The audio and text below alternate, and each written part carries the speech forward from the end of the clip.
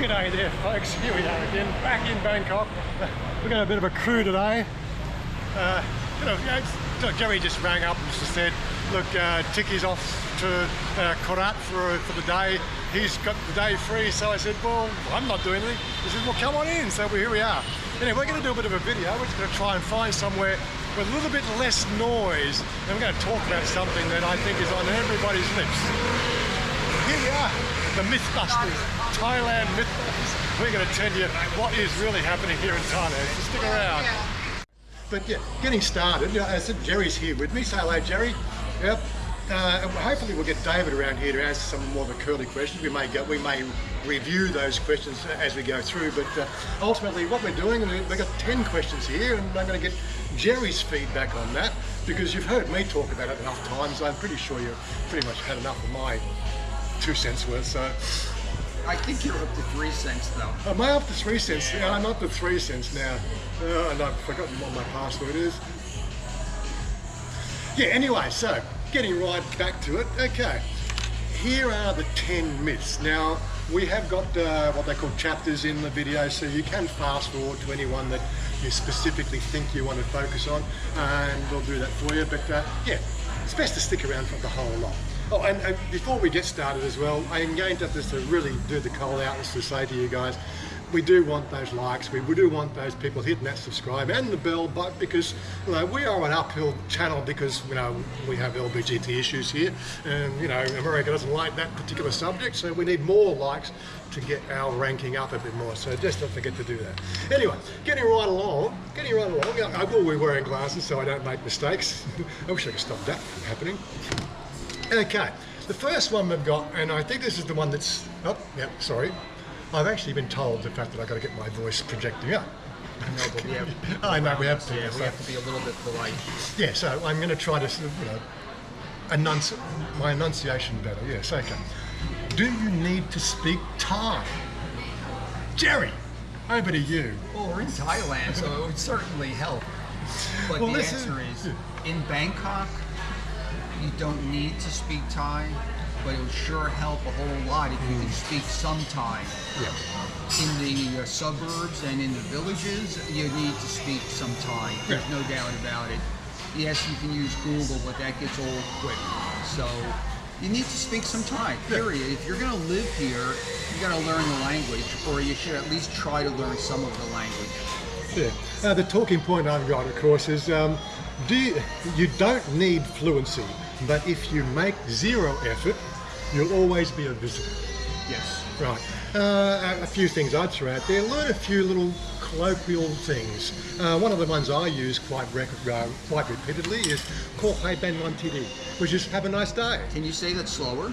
Ko hai ben wan td. Right. Maybe my enunciation's not right. I've still got to improve a lot of this stuff. Another one I say to people, if they're at meals and the menu comes in and it's really hot.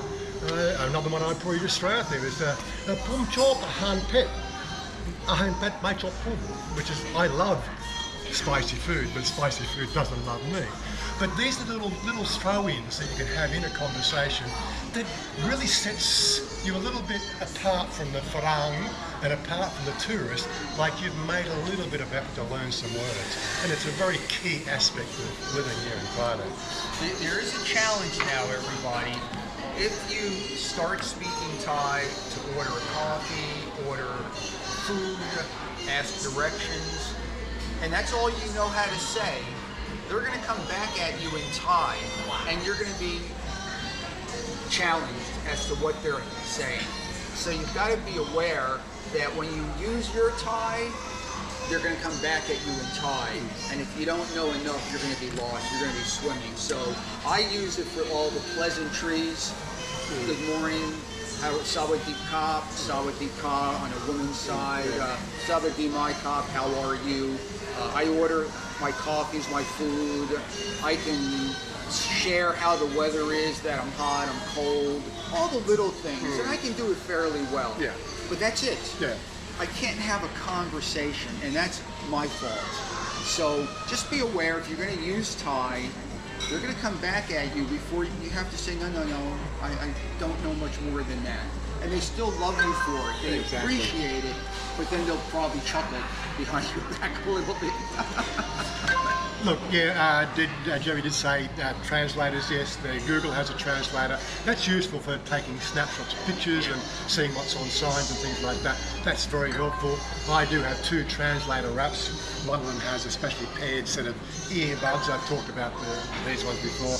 And of course another app that I use more readily. But yeah, you make your way. As Jerry says, you will never be involved in those fluent conversations like I had this morning with the taxi driver who lived in Australia for 12 years. So what language were you speaking? We were speaking English, but with Thai thrown in. Oh, that's good, yeah. So again, there is no hard and fast rule, is what we're saying here. So, but yeah, learning a little bit is going to take you a long way. It will. Yeah, exactly. And it's not hard to learn the basics. I've learned the basics. I learned how to read and write, actually. I read better than I can speak, but I don't know what the words are that I'm reading. Yeah. So that's a challenge. Okay, here's the next one. Number 2. Is it really that cheap? Okay, surface myth, right? Thailand is dirt cheap. You can live here like a king on $500 a month. I think they're talking about $500 US a month. Yeah, let's have the reality filter here. Yes, you can eat street food and never go to a dentist. But yeah, we are put under a certain level of respect. You get the whole idea. Anyway, what's your idea on that one, shall we? Well, you're going to get flamed because of me on this. You can, well, forget 500. The number that you should probably say is, can you live on 1,000 US dollars? Well, I think we got that in the list anyway. So okay, which is about 32,000 baht a month. Yeah.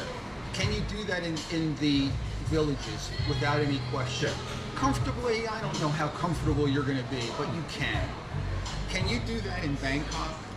Not if you want any kind of life. Yeah, exactly. The minimum, in my opinion, is 2,000 US, about 65,000, which is also the number you need for your visa. That's now, a good point. That's a very good point. Like, they have that magic figure, 65,000 baht a month. Right. They didn't pull that out of the air. There's a lot of mathematicians who've been involved in those numbers. Better than probably you have ever been on your statistics. So take it as heat. 65,000 baht a month is going to give you a relaxed lifestyle in Thailand. Yes, if you live a little bit on the outskirts of Sukhumvit, which would be like a Punawati, or maybe you get lucky with An Nut, and you spend 20,000 for rent, electric, and phone. Now you have about 40,000 a month. You can do that. I'm not going to say you cannot. That's fairly comfortable. It's doable. You're not going to go partying a whole lot. You're not going to have a lot of relationship money spent, but you can do it. Any less than that in Bangkok, you've got to live out in the outer skirts where no one speaks Thai, where it's going to be very difficult for you to have a social life unless you come in all the time, where we are now, along Sukhumvit, in Silong, or in Satorn.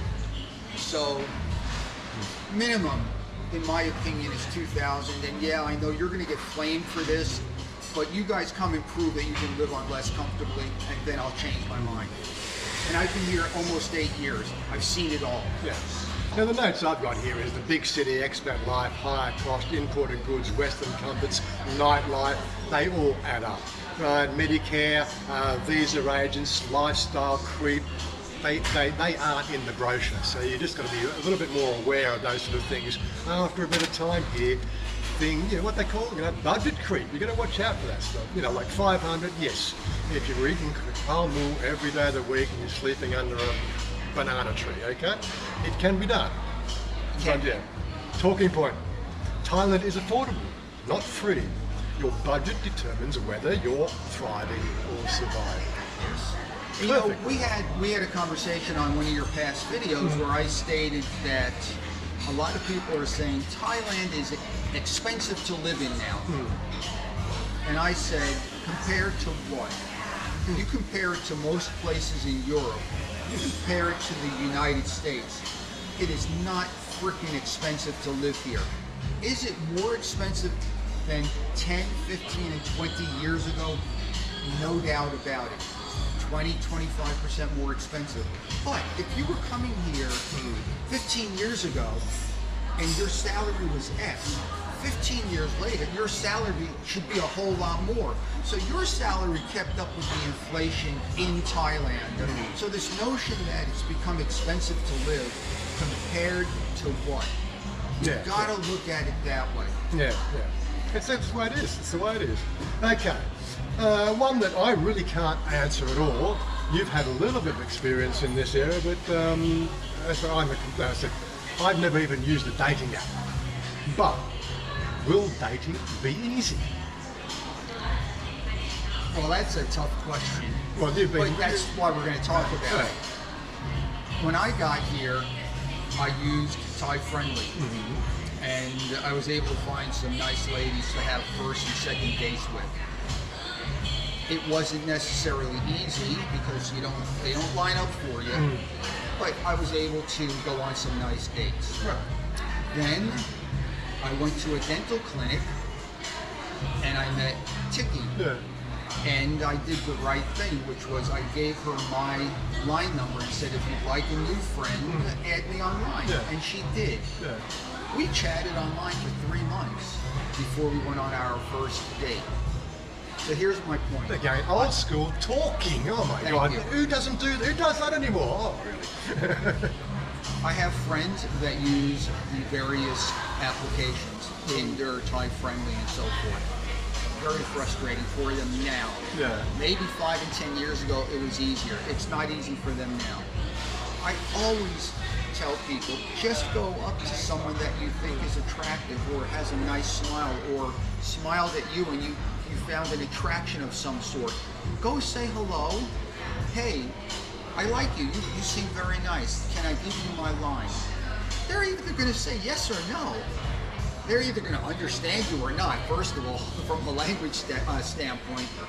If they say yes, you have the potential that you're going to meet someone. So my point on that is, why the heck would you use an app when you can just use your voice? Or a simple Thai statement like, Kun mi fan mai?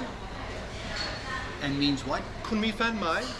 Have a boyfriend. Do you have a partner? A partner. Yeah. Fan is like boyfriend, girlfriend. It's gender neutral. Right. Yeah. Do you have a boyfriend? Yeah. Just ask them. Invariably, they'll just say yes or no. And they'll be flattered that you asked. And you send it in Thai. You have an attraction to them. Yeah. Okay, yes, the Thai women are, this is a myth, that the Thai women are sweet, submissive and love foreigners. Well, yeah. We love myths, don't we? The world survives on myths. To be fair, they can be. If you treat a Thai lady well, they'll invariably treat you well. It's a two-way street. It's a two-way street. Yeah. If you treat them unwell, you've got problems. If you're lonely back home, you might be even lonelier here, just with cheaper beer. I guess this is going in there. I don't know, this is my one, isn't it? I don't know what you order. I ordered latte yen, yes, I think that one butterscotch. Okay, and I ordered a caramel macchiato. I don't know, so let's see what we got in here. All right, let's go ahead and pour this and see if we make a mess or not.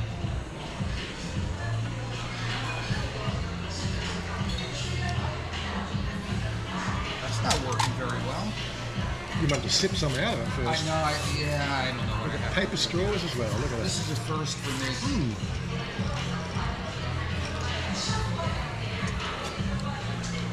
I need some sweetener. I'm not sweet enough. I forgot to ask for sweetener. Anyway. I don't understand this. You'll be right. Okay. Moving right along. Yeah, on the side of the $500 a month, I think the typical numbers we do hear thrown around the internet webs these days is, can you live here on $1,000 a month? I saw a YouTube video that said you can live here on Chiang Mai for peanuts. Reality, yes, but. The question is, why would you want to live here on $1,000 a month? What kind of quality of life are you going to have? Yep. Exactly. It's one of those things. You know, when you start out of healthcare, visas, apartment deposits, the unexpected costs, dental, travel, repairs, catch newbies, the whole thing, the whole gamut of everything. Yeah, Potential partner. You are going to be struggling, right? I'm on about $2,000 US a month, or $3,000 Australian, but I do have a $1,000 Australian dollar mortgage, which puts it down to about $2,000 a month, spending money in Australia, which is about maybe, I suppose, in American dollars, about $1,200 to $1,500. I don't know. I really don't know. Yeah, the numbers will be up in the corner there. But yes, I have a comfortable lifestyle. I don't get extravagant. This has got to do me the rest of my life, and my nest egg, grows, the whole thing. But it's all budgeted, and you've got to be careful with your budgets. That's for certain. If you don't budget, if you don't know how to budget, maybe Thailand is not the place for you. Anyway, moving right along. Are Thais always smiling? This is a good one. The surface myth. It's the land of smiles. Everyone is always happy. And look, you look around, there is definitely a lot of smiling people. I can definitely say that. But smiles do cover a lot of bad feelings. The Thais are very good at keeping the hurt inside themselves. So a smile can be genuine, but they've been doing it for so long, it can be also fake. But yeah. I agree with you. Smiling and the wah that everyone thinks is so polite is just their way of saying hello. Yeah. It's not any more polite than us shaking hands or the Europeans doing the cheek kiss. It's just a hello. Yeah. It's a form of respect. So they're not being any more polite or friendly than any other culture. It just kind of looks that way to a Westerner. Thais do smile. They do enjoy their life. They enjoy the simple things that most of them have because it's not a rich society except for the very upper levels of wealth. So they do smile and they do enjoy life, but there is hidden dangers behind that, as you said. Yeah. And that's evident when you do get to know the culture a little bit more. It's a challenge for them, the debt, for instance, the job insecurities and so forth. Not to get too deep into this, but like Sonia's always smiling in her videos, but it hides the worry. She's a businesswoman. She's got a salon to run. She's also, second-hand, or I wouldn't say second-hand. She's a lead makeup artist for another group of makeup, and celebrity, do-on makeup-uppers. I don't know what they call that sort of stuff. What they call that anyway. But anyway, she's got popped in my head now that you said that. Yeah, but she's got those two things on the go, right? This is something we were talking about earlier, is the fact that never, and under English circumstances, never take a Thai woman out of her career and say, I'll pay for everything. That will never work. That's horrible. Right. Keep them working. They've got to, if you were to kick it tomorrow, what are they going to do? Come on, let them let's do it. talk about that. Well, I want to talk about it a bit later on. Okay. So, I don't want to Save that for later. Save a bit later, yeah. You jumped in. But yeah, on the talking point of this, are they smiling? Smiles are not yeses. Learn the nuance. You'll. Let me say that again. Talking point. Smiles are not yeses. Learn the nuance, or you'll misread every social cue. Yeah. Thank God for jump cuts. Bonus stuff. I'll get to the bonus ones later. Visa process is easy. And I do say that from time to time in my videos, but I do have the OA retirement visa. I got that in Australia, right, through the Australian embassy system, where they checked my bank accounts in Australia, they checked all the numbers in Australia, the police records in Australia, stamped my book. I walked in the country, bang, no problem whatsoever, no questions asked, because it was all vetted properly. I do have a sort of sneaky suspicion a lot of these banking issues we're getting right now is a bit of a push against the O-level visa, with people swapping from a tourist into an O-level. Because the banks are now demanding the fact that they have a history of carrying that money in the bank, and they're not. Yeah, there are some things happening there, but that's a conspiracy theory that I like to adhere to. But, OA visa is a simple one. O visa, there are a number of different categories for the O visa. They are simple, more simple you're on the Well, long-term I resident. started on the OA visa like you did, Yeah. which was in America. I went to the embassy in Washington, D.C., and I presented my earnings, part of my portfolio, and I was able to get the visa. When I got here, they then changed the rules, which said if you're on an OA visa, you need to show the money in the bank, 800 grand, which is not a problem. Yeah. But about 25,000 US, and I needed to have insurance. Yeah. So I bought insurance. So I was good. But here's the problem with the visa world here. Every year when you go to do your visa, you never know what they're going to ask you for. You don't know if the rules have changed or they just decided that particular day that person decided to ask you for something else. So my first 3 years, I had the OA. Then I had an issue with banking, and I got kicked out of the country. Then I had to redo my OA. Yep. So, fast forward a year after that, I got the LTR, which is the long-term resident visa for 10 years. Yeah. That solved a lot of my problems. It has not solved the problems for most people though, because it's a very small sub-segment that has that visa. Now, if you can afford it, I recommend just getting an agent. Yeah. An agent will help make your life easier getting a visa if you're doing it here in the country. You can do it by yourself, there's no question about it, but it's a lot smoother. They know who to take care of when they're in the visa office to make the process go easier. Do you have to use an agent? No. Will it make your life easier for that moment? Yes. So that's an individual decision. It is an individual thing, yeah. So the reality filter I've got here, of course, visa rules change often. So unless, of course, you're reading their website every day, then you'll always be behind the eight ball. Embassies give outdated advice because there is a sort of chain of whispers that goes through the system. Not to say that's bad or good. I'm sure that it helps with creating a more personal approach in those visa situations. Like I've never had a problem out of Thailand.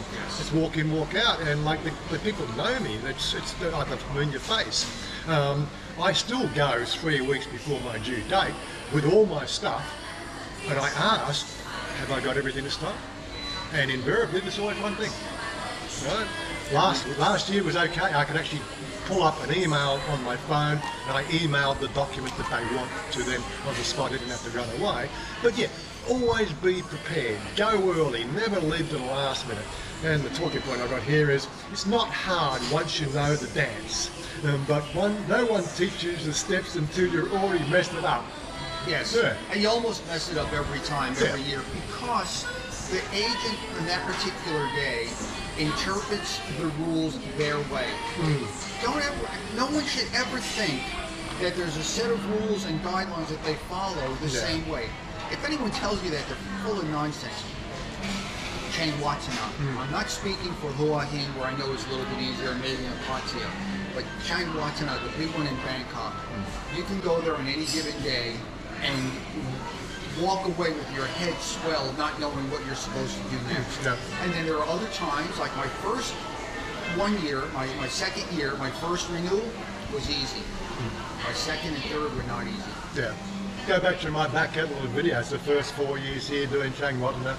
Yeah, I had issues every year, and issues I could not avoid, right? Because again, they don't tell you anything. You just arrive there, and all of a sudden you find out at the 11th hour that something's wrong. Like, how do you change a bank account? Right? They tell you, I'm sorry, this bank account is no, your $800,000, $800,000 is in a bank account which they have approved for 3 years previous, and then you rock up with the same bank account statement, and they say, sorry, we can't accept that. Who tells you? Right? And, you get the idea. I don't want to. Let's not go too far. Yeah. Let's just say this. Yeah. Anyone that wants to get a visa here must do their research. Yeah, it's research. It's not an easy process, but it can be easy if you do your homework. So just do that, folks. Okay. You can just rent forever. Say that again. You can just rent forever. Yeah. Okay. The forever rental. In one location or Oh, throughout your lifetime? it's a general statement. Like basically, I came here with one intention. I had no intention of owning property, right?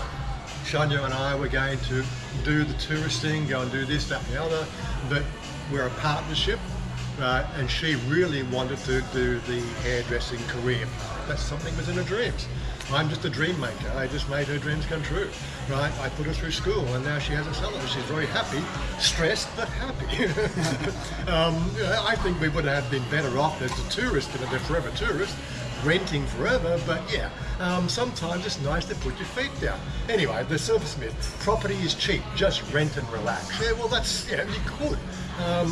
Reality filter. Land laws restrict foreigners from owning land directly. Yes. Leases can be flaky, and they're just changing some leasing rules there. I was hopefully going to get David involved in this, but he doesn't want to play. You're going to come over here? Oh, you can come and Finish your coffee. Come on over when you're done. When you're done, when you finish your coffee. What just leasing can be flagged. Condo ownership is possible, but scams and shady developers exist. Renting long term is fine until your landlord sells the building. All right, where do you want me to start? Well, you're the one who's renting. Okay. And I've got a mortgage.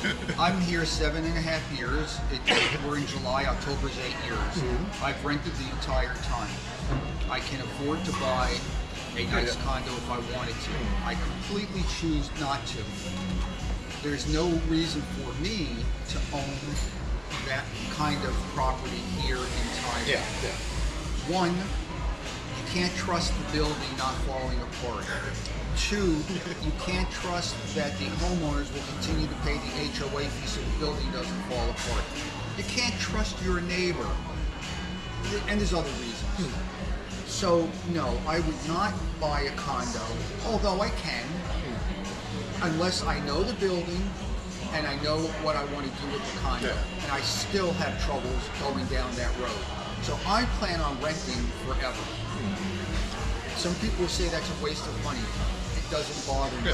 Whether I'm paying a mortgage or I take 15 million baht and I buy a place and don't have that money in the bank earning money, or I just pay rent every month, it's all the same to me. There are benefits. I can move whenever I want, once a year. Not whenever I want, but once a year. I can get a better place if I outgrow this one. A better location.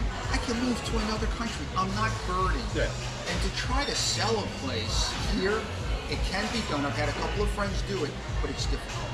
So no, I'm renting. Buying a house. Tiki and I can buy a house together if we're married. She pays, she gets the land, I buy the house, I do the lease and all of that stuff. I'm comfortable. I trust her explicitly or implicitly or whatever. So we can do that. But I can't afford a $2 million US house in Bangkok. And I'm not going to live outside of Bangkok. So I'm not buying a house. Tiki owns a house in Isan. She owns the house and she's got property. My recommendation is to rent, at least for the first few years. And if you find a neighborhood that you really like and then a building that you trust, okay, spend the money on get something. But do not come here with a plan to buy, which is what I planned on doing.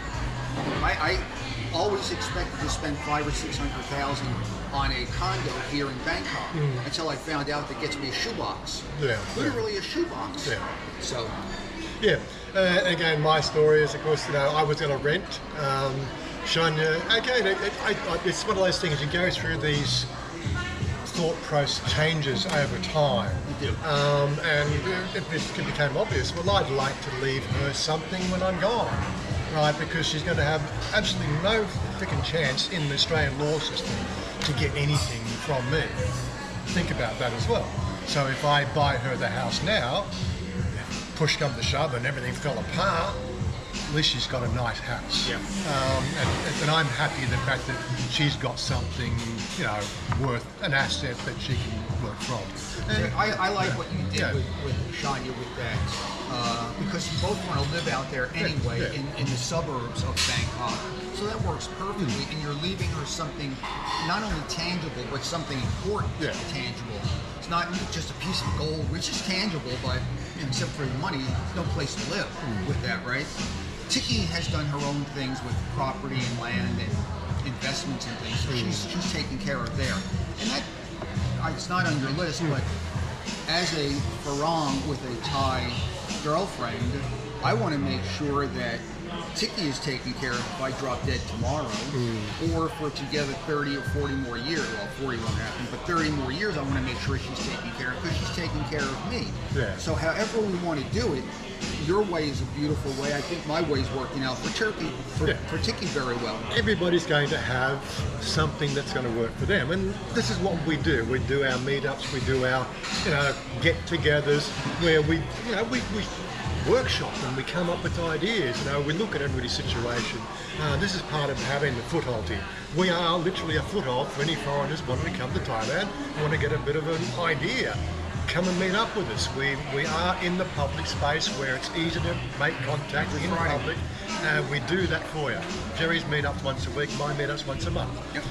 They have a bit of a different spin, but yeah, this is what we do. We've been doing it for long enough, we just know what we're doing, okay? Okay, next one along, moving right along. Thai people love all foreigners. It's like the smile, isn't it? I think Thai people like foreigners for the most part, but they're afraid because they can't speak the language, so they're very shy, and they don't want to lose face. So you're only going to get a small percentage of Thais unless you speak the language that you can communicate with and become friendly with and have any form of relationship, whether it's a male relationship or a male and female, meaning friendship or relationship. If you don't speak a common language, whatever that may be, it's difficult.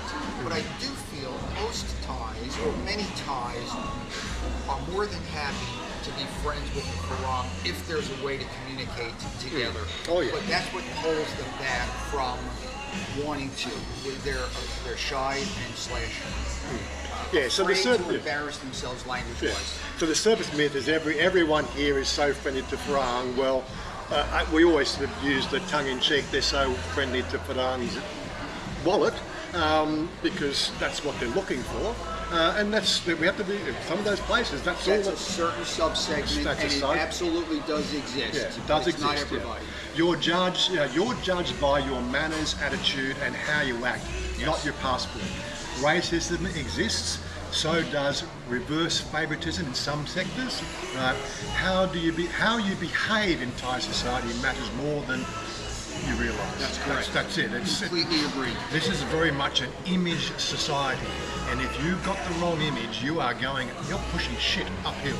And it's not even just image. If you're projecting the wrong type of character, then you are in deep shit here. If you project what you just said, friendliness, support, openness, and respect to the culture, you have a very nice life here. And the talking point I got here, respect earns respect, and I've been saying that for 8 years. But entitlement gets you ghosted. And ghosting, never get ghosted in Thailand, it is very uncomfortable.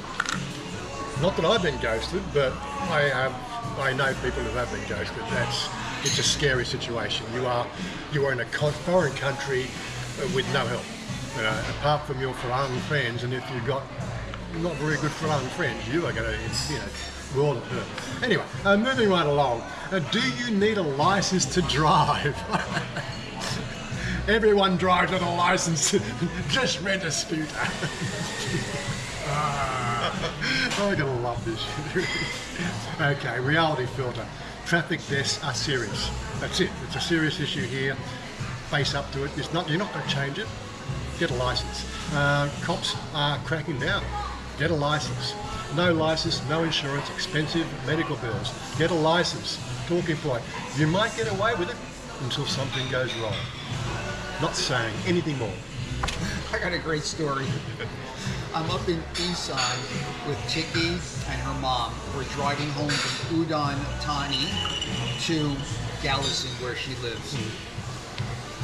We go through a police checkpoint. My birthday was the day before.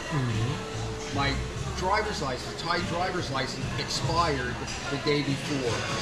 We go through a checkpoint the next day. Boom, boom, boom. License, please. I have a Thai license. I hand them my license. Follow me. So I had to drive and follow them over. They had a setup by a building where they had computers and 4 or 5 police officers. Okay, they sit down, they do their typing, da da da da da da. I paid them 1,000 baht. I got a receipt, and I got 7 additional days to drive without a license so I can go get it renewed. I couldn't get it renewed right away, so I had to stop driving for a month. Bottom line is, you need a Thai driver's license to drive. If you come here with your whatever license from whatever country, with an international, you can drive like that for a month or so, no problem. I think it's 3 months on It might be 3 months on an international. Yeah. But don't forget, an international life, I'm using the vernacular from Australia. An international license, in an Australian perspective, is not a license. It is actually an underwritten insurance policy if something goes wrong. It's not actually a license. It says what you're qualified to drive, so it's got a translation for them, which, by the way, that book from Australia to Thailand has no Thai in it. It's got every other language apart from Thai, but yeah, it's an insurance policy. If something goes wrong, yes, you do have a license, and they will cover any in-between costs if something goes wrong. If you want to get a driver's license here, if you're coming over for the first time, bring an international driver's license that's good for, I believe, 6 months, could be a year, but 6 months. I was told 6. And then your driver's license, and then go ahead and get the driver's license here. You don't always need the international, I found out, but they will ask you for it when they're in the mood. So bring both. Very important to have both. Australia and Thailand do have a reciprocal because we drive on the same side of the roads. A Thai person can use their Thai license in Australia. I don't know for how long, but an Australian person, I've used my Australian license here in Thailand instead of a what they call it, the international license. It's got a photo license, they can see it, they're familiar with the Australian licenses. I think I've done 3 checkpoints before I moved here, and each time the Australian license was fine, and they never asked to see the international license. And I drive all over. Yeah. I drive all through Bangkok. When I'm going golfing, I drive by myself. Whenever I'm with Tiki in Bangkok, she drives. But whenever we travel outside of Bangkok, I always drive. We'll share the driving so I don't get tired. She doesn't get tired. I'm always driving, even though I'm on the wrong side of the road. And again, I'd also just to say, like, that was, then, this is now. A lot of the things I make reference to are things that have happened in the past, right? What happens now, I'm more Thai than anything else, and I do things the Thai way. I don't do radical things. I tend to do the Thai thing, and I don't get pulled over. I don't have this happen. I don't that happen. I just don't bring trouble to me. And yeah, let's jump back real quick on motorcycle. I don't know motorcycle. You do, so I would just share that you do need a motorcycle license here. Oh, yes. And there should be no way around it. And if you don't know how to drive a motorcycle in crazy traffic in Bangkok, do not drive the damn thing. These guys, they look like they're crazy, but they know what the hell they're doing. I could never drive a motorcycle in Bangkok. Impossible. I can go into Galveston and drive one. I cannot drive one here. So you better use your head if you want to drive a motorcycle here and know what the hell you're doing. Yeah, well, in my case, I've been driving, bush bikes from the age of 15, down fire trails and jumping over logs and ducking under fallen trees and, going around high-end burns and, again, you've got to have some skill sets if you're going to ride a motorcycle.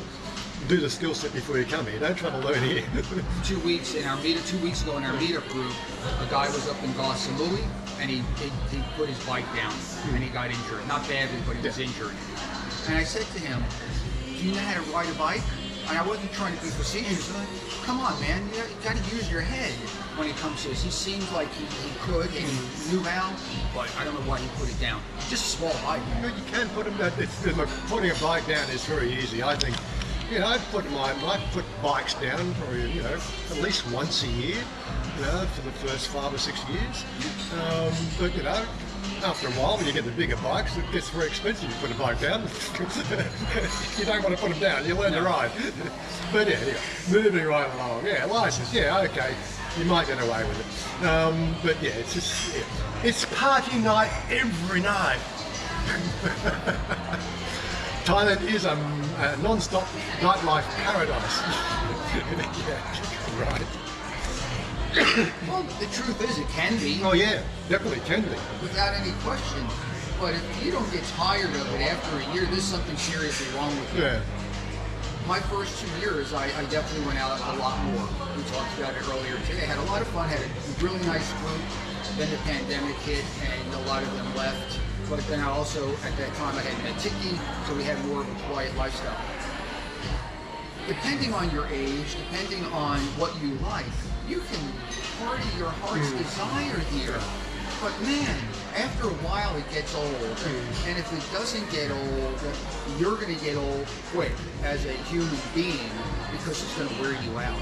And it's going to drain your bank account. And you're going to wind up drinking way too much or doing some of the other things that you can do here. So yeah, go out and have fun. Yeah. Why do you? We're not saying don't have fun. God no. No, This is yeah. Thailand and Oh, that's a Bangkok. fun Go have place. fun. Yeah, it's a fun place, but yeah. We opened an office here in 2005, so from 2005 to 2009 I'm bouncing backwards and forwards doing things here, and I've got party life. Now I'm only doing the 1 week, 2 week, 2 week millionaire stuff, and I really enjoyed that. That was, it's a wild time. Then I met Shania, and it's again, at that point, the divorce had gone through. I'd been single for 6 months, the whole thing, and I went and called up all those girls who were chasing me while I was married, and they didn't want to know who you were once you were divorced. Maybe here's a different matter.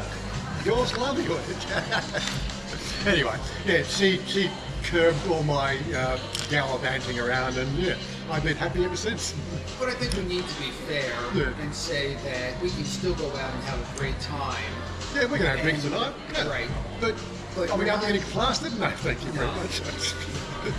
But just be careful. If you guys and gals want to come here and party every night, yeah, you can do that for a while and go and get it out of your system. But after a while, man, it gets old and tiring, and it's not something that's sustainable for mental and physical health. And we're not saying it as the plus 60 group here. My other gaming group, they're the plus 30 group. They're saying exactly the same thing. They have had enough alcohol. They are just, one of my friends, he's actually facing the fact that he feels like he has alcoholism. And that's developed being here in Thailand, having everything so easy and really no curbs, nothing to stop you. Yeah. There's no... There's no break. Yeah. I can't think of the right word, but there's not a break that stops it. Yeah. You just keep going through it. Yeah, okay, the reality feel the nightlife has changed, bars close earlier, booze is taxed, and drinking gets old fast. Many long timers don't drink much anymore. It's not sustainable. Well, it's also gotten more expensive in that regard More too. expensive. So. Yeah. Even if you're here for a party, if you're here to party forever, Thailand might burn you out faster than you expect. Way faster. Way faster. You soon start to realise that when you live here. And no matter how much money you have, your wallet can disappear pretty Oh quickly yes, too. yeah. There is that side too. Anyway, I should wrap it up here. We've been 50 minutes on the video already, so I think we've got enough stuff to talk about. As I said, we've got chapters there, so you can fast forward any one particular subject that might be, of particular interest to you. I think we've covered everything else there.